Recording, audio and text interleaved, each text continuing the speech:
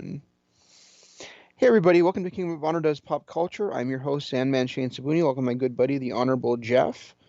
And this week we're continuing our walk through Warner Brothers property. This time we're talking about a show that a movie that did not do particularly well at the box office, but is actually I thought was an absolute blast to watch.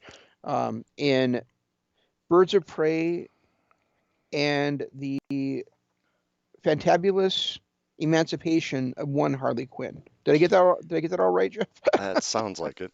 Okay. I was thinking about this with wrestling ratings because, we got a wrestling show and just, box office quote unquote failures and things like that. I think in today's day and age, those kind of standard bearers don't work like they did t even 10 years ago. Simply because people have DVRs, streaming services. You don't have to go and spend $30 at a movie theater just to have some popcorn, a soda, and watch a movie. You can wait until, 30 days later, and it's usually available somewhere streaming. So I think that those kind of numbers in 2020 and 2021 need to be kind of thrown out the door. Well, maybe like especially since the pandemic. But I mean, if you look at the other, I'm but even if you compare it to other like superhero properties, it did not do particularly well. You know. Yeah, but like even in 2018, 2019, I wasn't going to the theater unless it was a huge, huge movie that I needed to see. And let's face it, the Harley Quinn story was not something anybody was clamoring for. So it's not like a Iron Man or a Thor movie that's had all kinds of buildup. So going and seeing it in the theater was probably not a top priority, especially when 30 days later you were able to stream it. Um, it's just one of those things that I've been noticing. Like they put so much um, pressure and whatever on like WWE Raw and SmackDown to perform in the ratings, and in reality, unless you're watching it live, which 90% of America I'm guessing probably doesn't because they have DVRs and streaming services, you're not going to get super high ratings. Um, yeah, one thing I did read about this movie's opening weekend is that they actually Warner Brothers actually called theaters and asked them to change the marquees for it because of course it was listed as Birds of Prey, Mm.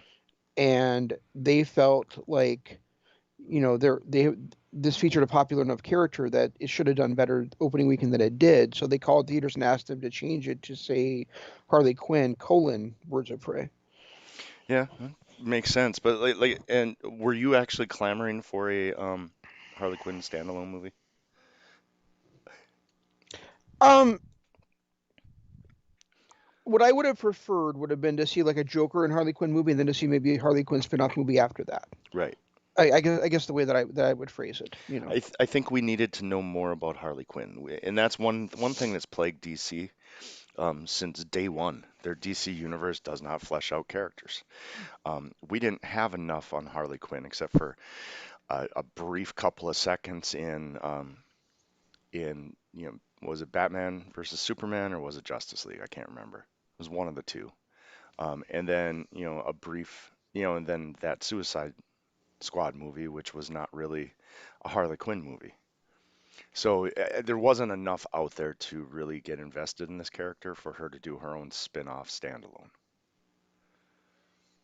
Well, or if they were going to, they probably should have entitled it something else. you Right, know, I right, mean, exactly. I think the name of the movie is great, honestly.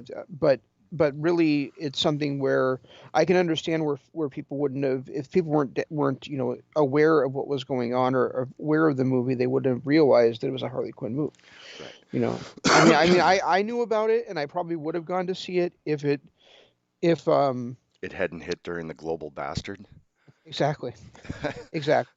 I mean, and there too, you can't blame a movie for being kind of a box office dud when people were and still are paranoid for their lives, and don't want to go to theaters. But regardless, that aside, and the other thing that going into this movie, I thought it was going to be more about the group and not just the last half hour being about the group. I thought, it was going to be this movie about where she goes and stands on her own and forms this little corporation, the Birds of Prey or whatever, and they go off and do things. Um, Hmm. but it turned out to be kind of, like I said, a standalone Harley Quinn movie with just some side characters that helped form things towards the end. Um, all that being said, I was pleasantly surprised and thoroughly enjoyed this movie. Yeah, I was thoroughly entertained by it. You know, you know, when we did the Wonder Woman 1984 review, you said something in there that I think was a bit of a misnomer, where you said that I'm always too harsh on DC movies, and that's just not true. I mean, I loved the Batman trilogies, both Yeah, of them. I'm talking more about I, since I, it I, became the DCU. I loved, I really enjoyed Man of Steel. I loved Batman versus Superman: Dawn of Justice. It was really when they started changing the tone of them that I started getting down on them because I felt like they were just, they did like Wonder Woman got, was really popular and it was not as good as I thought it was not as good to me as people were, um, as people said it was. Justice League was good, but I'm really looking forward to seeing what it would have been if they'd kept the same tone that Zack Snyder started with, when he started this universe. And on March 18th, so we're less than a month away from being able to see that now. Um, and and then Aquaman, to me, like they just really, made they just, put what could have been an epic story and was in the comics and was in the animated version of it, and they decided they were going to throw humor in there, and bad humor at that, to make it just not, to me, not watchable. I'll try to watch it again soon, but I had a real problem with it watching it. This movie was had all kinds of humor in it, but I thought it was really well done. I thought that it was really bizarre and out there. It was almost like, to me, I mean, there's been a lot of rumors the last few years about how Quentin Tarantino is going to do a Star Trek movie. This to me felt like if Quentin Tarantino took on a Harley Quinn movie, what it would feel like, Yeah, and I loved it. I like the whole Deadpool vibe to it with the breaking down the fourth wall and all that stuff. Um, One thing to note, like Aquaman, I felt was good, but could have been better. Two mm, probably bad points to it is I don't think you should do origin stories after you introduce a character. Like there's the Wonder Woman one was fine because it kind of went back into her story, but it wasn't necessarily an origin story. The Aquaman one was an origin story, straight up. And to have that happen after you introduce the character already is kind of a letdown in a way. Um, and introduce him in kind of a major role too. It's not like he just showed up, was a brief thing. Hey, there's Aquaman. We really should talk to him, and then you don't see him again for the rest of the movie.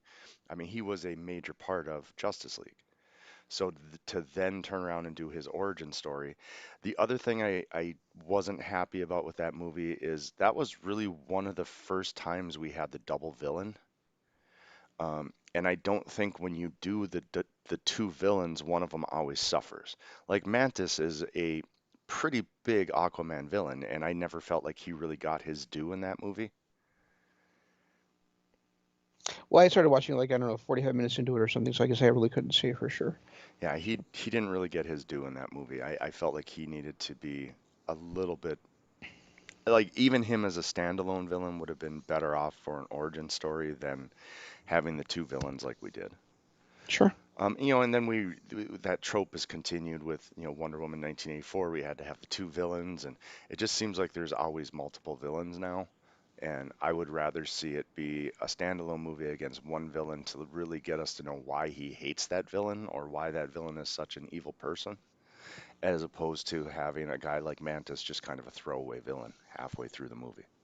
Well, I think you're going to be disappointed in what they're doing with the Batman, because I'm pretty sure there's like three or four villains in that Oh one. yeah, and So, with Batman, it's a little bit different because we've seen those villains so many times, through the TV series and through the multiple movies.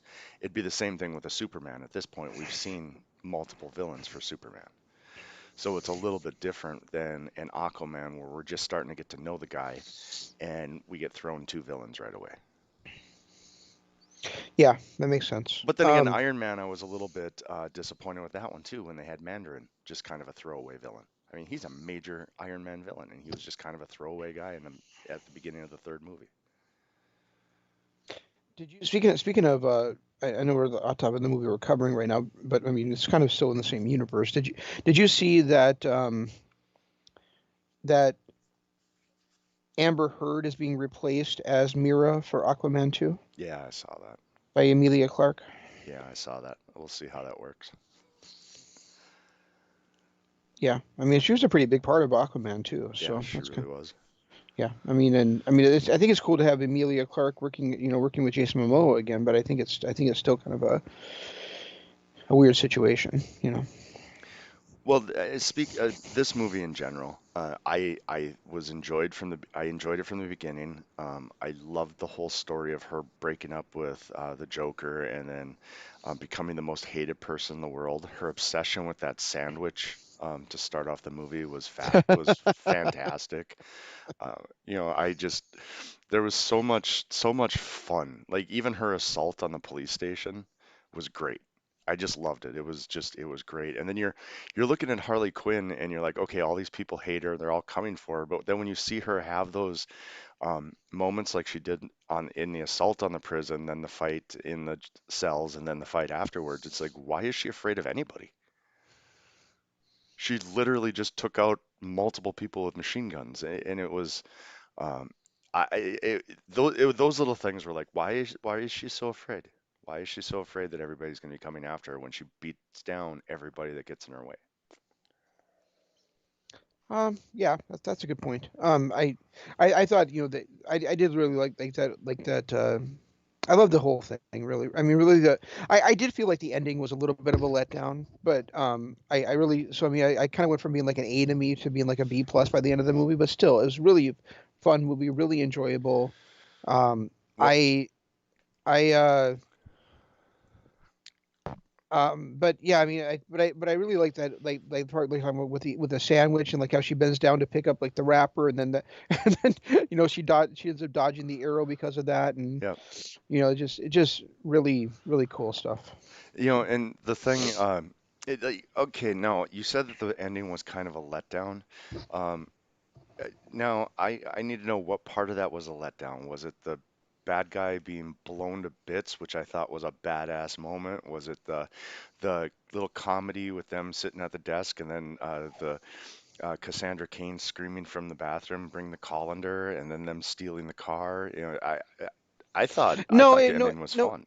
no. I mean, no. It was really. I guess it was kind of like when I shouldn't say the ending. I should, but I guess there was like a part like when they were like when they had fought like all those villains inside the building, and there was that that great moment where they're running, and then they like leave come out of the tunnel, and then all of a sudden like those bad guys are shooting at them and stuff. I thought, well, that's just like a really stereotypical moment. That kind of that it, I don't know why it bugged me so much that it went that route. But then it kind of picked like right back up with her chasing after them on her skateboard and like the sonic scream and all that kind of stuff too. So Yeah, yeah, I guess I can see that because it was one of those dumbass good guy moments where they're like, "Oh, we beat all the bad guys," not expecting there to be more bad guys outside. yeah, exactly. Like that one kind of, it's like when they were walking out, "Oh yeah, we won," and then Martinez got shot, and I was like, "Seriously, guys, come on." You And had to and have known they wouldn't have sent in everybody right from the start. and the other thing was like that, and I guess another part there that really confused me. Maybe there was just too much going on, I wasn't able to tell like based on um, maybe and maybe you were able to tell better than I was, but I wasn't able to tell who that was that showed up on the motorcycle to help her out along the way, um, on that skateboard, on that skate or not roller skate ride I too. thought that was Huntress. Was it Huntress? I Okay, think so because she had the black jacket with the hood and everything. So I thought it was Huntress, but it was like one of those moments where again where it was like, okay, where did she come from? She was just like battling, and all that's of a sudden she was able to go and change her clothes, throw on her jacket, and then grab her motorcycle and come catch up.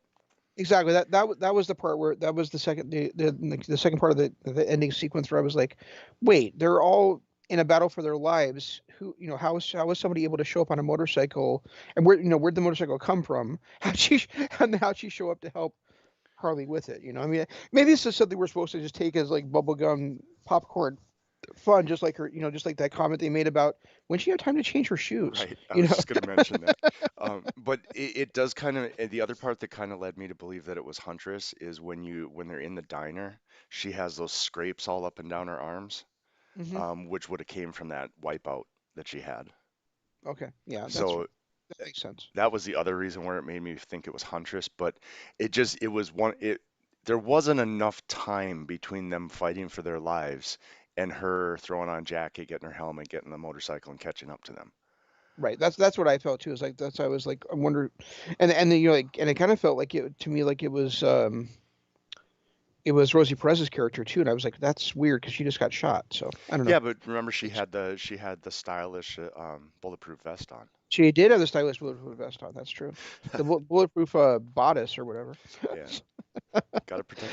I don't know. She had so many good moments. I just loved everything about her in this movie. Like I said, that assault on the police station when she came in with the sparkly grenades and stuff like that was just a Yeah, badass and the moment. and the confetti. Yeah. Yep, and confetti and yeah, that was just that was it was a hysterically well done movie that kind of fit the whole Deadpool vibe that we were having already, which Harley Quinn has always been that kind of goofy Joker's got the name Joker, but Harley Quinn was always the one to do little stunts like this. Yes. So it fit her character well. It fit the whole Deadpool vibe that they were kind of going for with the breaking down of the fourth wall. And I loved the little storytelling about, in the beginning, she's like, where should we start this? Oh, at the beginning? Oh, that's too early. When it was showing just the picture of an egg. And then when she got to the actual part where she was going to start the story, she's like, but fuck it, it's my story, so I'm going to start it when I want to. Yep. 4 minutes ago. Yeah, and then she comes back. She's like, "Wait, I probably should have started at this point." And then she goes back again.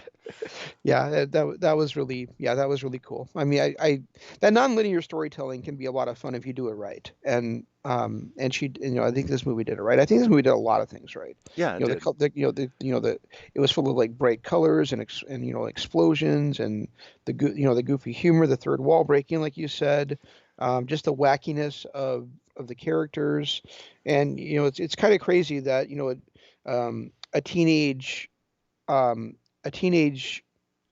loner of a thief is really like the The most down focal to earth point. character in the entire movie. The other thing that I really, really liked about this that wasn't, I I don't know if it was intentional, but you mentioned bright colors, was the way that they portrayed Gotham.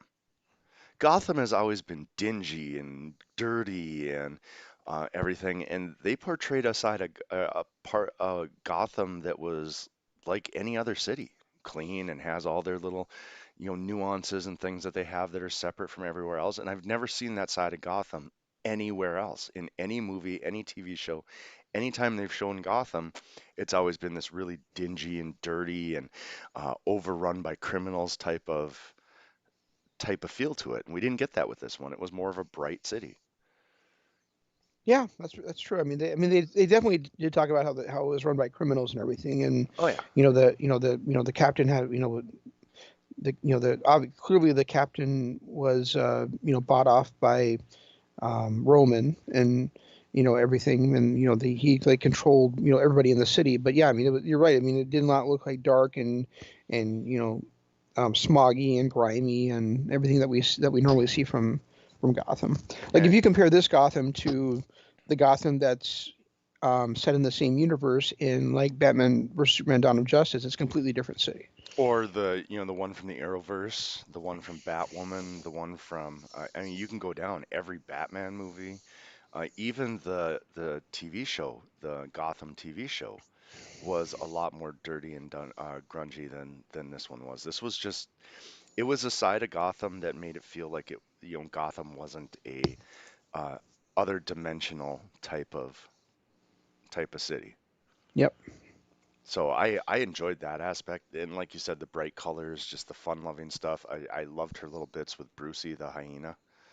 Um, and even that ending, the very, very end. I don't know if you stuck around to see if there were any end credits or not. Oh, where she starts telling about a rumor about Batman, and then it Yep, cuts and then off. it just cuts off. Yeah.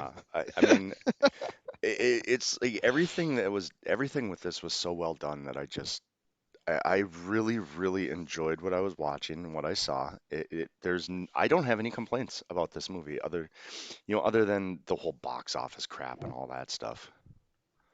Yeah, I mean, I actually had like mentioned to you that it was panned, and actually then I looked back and actually like a lot of critics gave it like an A, like an A or a B plus, or obviously there's some detractors out there because there always is, Yeah. but but it had like an 80% score on Rotten Tomatoes or something like that, which is pretty high. Yeah, I So mean, it packed in comedy. It had all of its little comedic parts that hit every note. They didn't seem forced or kind of shoehorned in there. The action was just enough to keep us entertained throughout, and then just the little look inside of what Harley Quinn is, where yeah, she's a psychopath who's being chased by a major criminal, but she takes out time to sit and watch TV with Cassandra and eat Fruit Loops. hmm You yeah, know, there was just a lot of little moments like that. I felt like it was well done and nothing seemed out of place. Nothing seemed shoehorned. Outside of the Huntress part with her showing up on the motorcycle, it's not like Wonder Woman was, where I literally spent so much time after this scene where I was like, it pulled me out of the movie with her having access to an airport by flashing a card, but then being chased by the airport security because she's stealing a plane. right. There weren't any of those moments that pulled me so far out of it that it took me time to get back in. So far, I mean, we've watched what, four movies on the HBO Max? Five, I Yeah, think. There was one we were Phoenix too. yep. And there's only been one that I was kind of could give or take out of all five that we've watched. The other four I've been pleasantly surprised with. Yes, I mean this one is my favorite.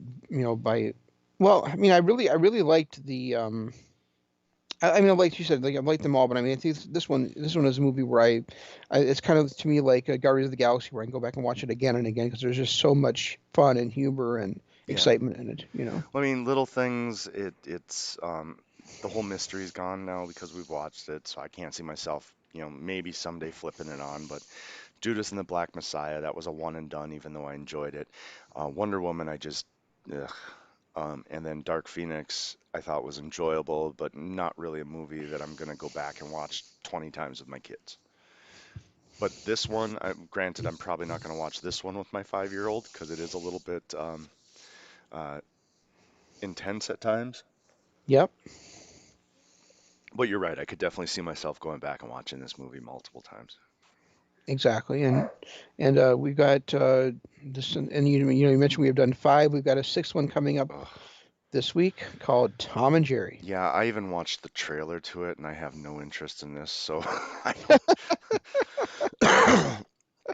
This is going to be a rough one. This definitely is going to be a rough one. Because last night after I watched Birds of Prey, I was like, okay, we got this one. I watched the Zack Snyder trailer, and I was sitting there thinking while I'm watching this trailer, why don't I remember this movie better than I do? Because it's a completely different movie. There was like I'm trying to think who was even the big bad at the end of the movie that they were trying so hard to defeat, the whole reason they brought back Superman. Yeah, and I think in this one, like Superman's going to be brought back, but he's not, but he's going to be evil. So Yeah, it looks like he's going to be evil for a bit, not just fly to his childhood home and all of a sudden, oh, I remember how good I am. yeah, exactly. Um, and it seems like was it Warlord or oh, Steppenwolf has a much bigger part. But like I said, I was sitting here trying to think, and for the life of me, I cannot think of who the big bad was.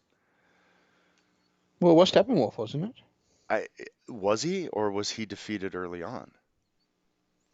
I don't know. I'm planning on watching it in soon so I can because I wanted to watch what Joss did versus what Snyder intend versus Snyder's cut in a couple of about Yeah, maybe I'll rewatch it 4 weeks from too. now. Maybe I'll rewatch it too before I start the 4-hour epic, Yeah, I which mean, I'm gonna probably break up into hours because I just saw there's like an 8 minute trailer out there now. I'm like, why would I watch an 8 minute trailer? That's just ridiculous. I watched the 2-minute trailer and it looks exciting. It looks like they're fleshing out some characters a little bit better. But I was really trying to figure out where the story is gonna go because we're looking at what the original movie was, what, 2.5 hours, I believe. So we're looking at Yes. another 2 hours of content, um, which makes sense. We'll see how well it's done, but maybe I won't have so many anger moments when I'm watching these characters going, I don't know anything about him. Oh, now we're gonna do a origin series later, where maybe Zack Snyder did a better job of, like, especially a guy like Flash. I mean, we know his story. We don't need to see the whole background, but it'd be nice to see that version of the Flash maybe um, fleshed out a little bit so you know where he's coming from, as opposed to, hey, he shows up on screen and catches the batarang. Yeah, it's nice, and that's one nice thing about the Flash movie that they're actually making is it's not an origin story. It's actually going to be based on Flashpoint. Oh, okay, good. So we're going to see, we're going to see like other versions, like we're going to see like other different versions of characters in them. Like we're going to see, like specifically, I've seen that we're going to see both Ben Affleck's version and um, Michael Keaton's version of Batman in that movie. Oh, really? Yeah, What about what's his name from Twilight? That'd be a good way to introduce him to the series too. yeah. I have no idea. I just Robert know that's Pattinson, I believe. Robert Pattinson. Yeah. Okay, okay. Yeah. And I'm not sure about what they're gonna do with the other characters and stuff, but yeah, that's what I've read. And I saw something recently about John Wesley Shipp is going to be the Flash in something. I don't think it's that movie. I think it's something else. Weird. Well, guys, I know we started a little bit late, but we got one more show to do here, so we're gonna take like a 10-minute break before that. But as far as this movie goes, do not watch it with children, because there are, unless you don't care about your child and whatever. Um, there are some kind of gruesome moments, but all in all, I'm gonna actually give this one like triple thumbs up. I was thoroughly enjoyed. There were a lot of moments where I went, "Holy fuck, that was badass." Um, you know, throughout the entire movie, just things that happened. And then, like I said, there was enough comedy to make me laugh. There was enough drama to keep me interested, and nothing felt out of place. Yeah, this is absolutely a fun blast of a movie to watch. Yeah, like Jeff said, don't watch it with your kids, but Unless you don't if care if your kids see people blowing up from a grenade they just swallowed or whatever. That's up to you. I'm not going to tell you how to parent, but it's not something I'm going to watch with my kids. yeah, but it's certainly a very enjoyable film for adults, no question about it. And if you can't find something to like in here, then you just don't like movies. So Yeah, it really did have a little bit for everybody. Like I said, it had the action, it had the drama, it had the comedy. Um, it really seemed like, and then it also had kind of like the little superhero twists and things like that throughout the movie. Um, it was it was very, very entertaining. yeah, and it's a bit of a buddy pick too. I mean, there's no love story in it, but I mean, I guess there's a breakup story in it, but I mean that's pretty much. But I mean, and that's really the only thing it doesn't have is like a love story in it. But Well, other than unless you that, count her love with Brucey the hyena, I should have counted that. because that got a little disturbing at times. And who's this? Oh, that's just a beaver. I mean, when she did her whole I can't think of the dog movie with the little spaghetti scene, Lady and the Tramp moment with the hyena, Yeah. I was like, okay, this is a little bit too far. But yeah, I mean, it really didn't have a love story except for her love for, well, and it had a little betrayal too. That's another thing. She had the one person in Gotham that still liked her betrayed her. Well, and she betrayed people too. Well, yeah, but I'm just saying, if you look at the only person in Gotham that actually liked her was Doc, and he sold her out, He did, so he could get a better restaurant. which, do you blame him? No, But not at all.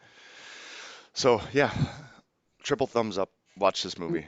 I enjoyed Even it though she, thoroughly. even though she was his little lotus flower, I cannot blame him. Right. Well, yeah, for that amount of money, just open a new restaurant.